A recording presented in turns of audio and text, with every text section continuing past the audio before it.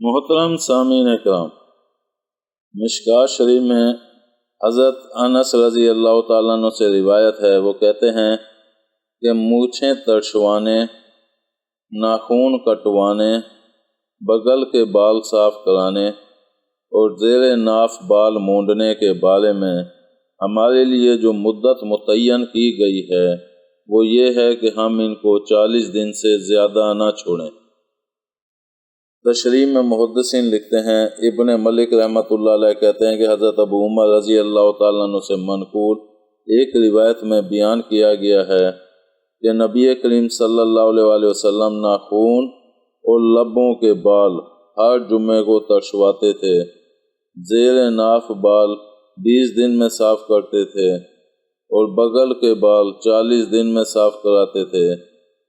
قطیہ میں لکھا ہے کہ افضل یہ ہے کہ ہفتے میں ایک بار ناخون ترشوا کر، لبوں کے بال ہلکے کرا کر اور جسم کے زائد بال صاف کر کے غسل کے ذریعے اپنے بدن کو صاف ستھرا کیا جائے۔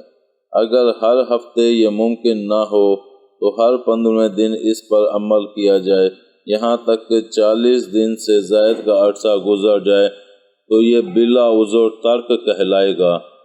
گویا ان چیزوں کے لیے ایک ہفتہ تو افضل مدت ہے، 15 روزہ مدت اوسط درجے پر مشتمل ہے اور آخری مدت 40 دن ہے۔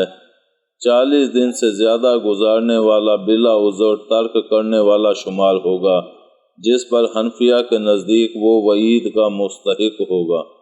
مظہر رحمۃ اللہ علیہ کہتے ہیں کہ ابو عمر اور عبداللہ الاغر سے منقول ہے کہ نبی کریم صلی اللہ علیہ وآلہ وسلم ہر جمعے کے دن جمعے کی نماز کو جانے سے پہلے لبوں کے بال اور ناخون کترتے تھے، اور بعض حضرات نے یہ کہا ہے کہ آپ صلی اللہ علیہ وآلہ وسلم بغل کے بال اور ناف کے نیچے کے بال 40 دن میں اور بعض حضرات کی روایت کے مطابق 1 مہینے میں صاف کرتے تھے۔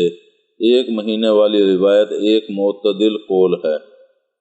امید ہے آپ کو ہماری یہ ویڈیو پسند آئی ہوگی۔ پسند آنے کی صورت میں لائک کریں، کمنٹ کریں اور شیئر کرنا مت بھولیں۔ ساتھ ہی ہمارے چینل کو سبسکرائب کر دیں اور بیل آئیکن کو پریس کر دیں تاکہ ہماری ہر نئی ویڈیو کا نوٹیفیکیشن آپ کو ملتا رہے۔ ملتے ہیں اگلی ویڈیو تک، اللہ حافظ۔